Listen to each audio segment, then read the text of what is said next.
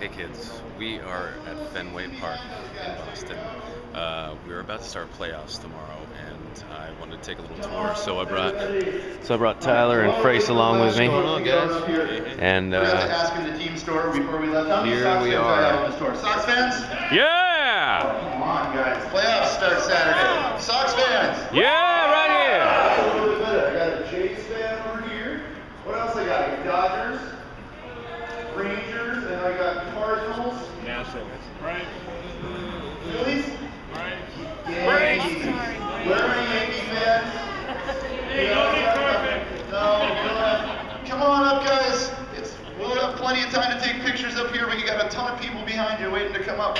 There you go.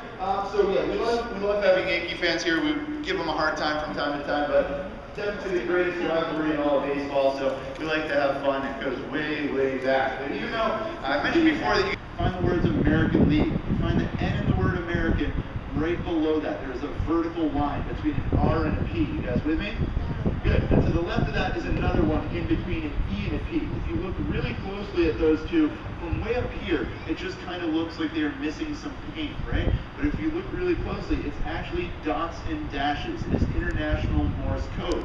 The one in between the E and the P says T-A-Y for Thomas Austin Yawkey, and the one in between the R and the P, J-R-Y for Gene Remington Yawkey. The Yankees owned us from 33 when Mr. Yawkey bought the team, all the way until 1992 when Mrs. Yawkey passed away.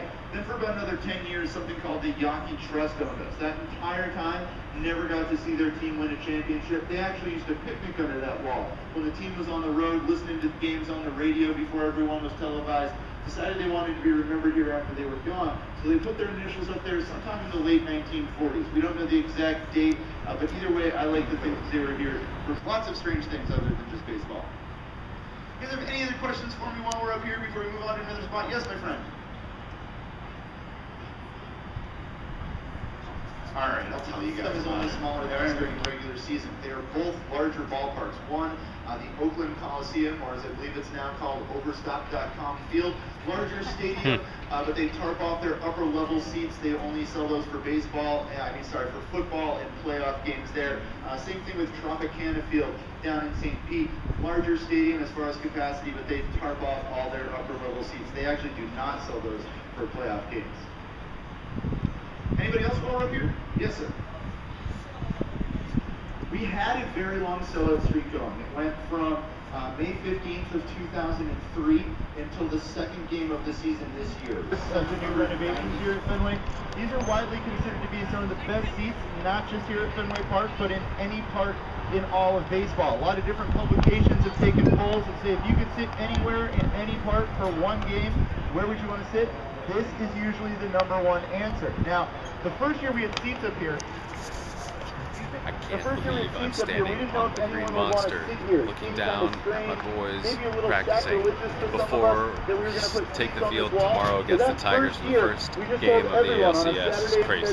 They can come here to Fenway, start buying these tickets for $50 a piece. Now, I don't know how familiar you all are with our weather here in February, but we had about 1,200 people trying to camp out in the middle of a snowstorm just because he just retired. So, guys, that was retired on the 50th anniversary of Jackie Robinson breaking the color barrier in every single ballpark. So it doesn't matter where you go, especially now that Mariano has retired, you cannot find anyone else wearing that. Mariano Rivera was allowed to wear it because he was wearing it in 1997, wore it in honor of Jackie Robinson, who was a boyhood idol of his. So the guys in red, all Sox players, I'll run through them really quick. #9, Ted Williams. We talked a little bit about Ted earlier. Ted, one of the big things that people always bring up about him is he's the last guy to hit 400. When he did that back in 1941, he hit 406. What no one ever brings up about that accomplishment is that in 1941, sacrifice flies counted against your batting average. So factor in the sacrifice flies he had that year. He would have hit closer to 419 or 420. Makes it that much more impressive when you think about that. #4 is a guy named Joe Cronin, traded to the Red Sox by his father-in-law at the age of 26, was our starting shortstop and our manager. One of the last player managers in team history. Also the first player to ever become the head of the American League. #1 is Bobby Doerr, greatest second baseman in team history, 9-time All-Star, oldest living member of the Baseball Hall of Fame. Also, if anyone is interested, first guy to ever wear flip-down sunglasses when he put a hinge on his cap back in the 1940s. You ever make it to Cooperstown, you'll see those in the Cooperstown Hall of Fame. Number 8, Yaz Yastrzemski, most games played in a Red Sox.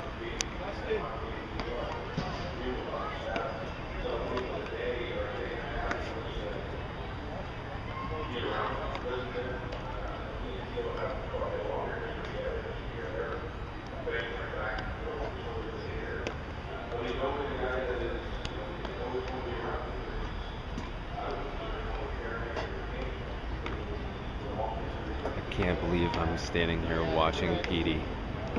Dustin Pedroia, right there, is the man.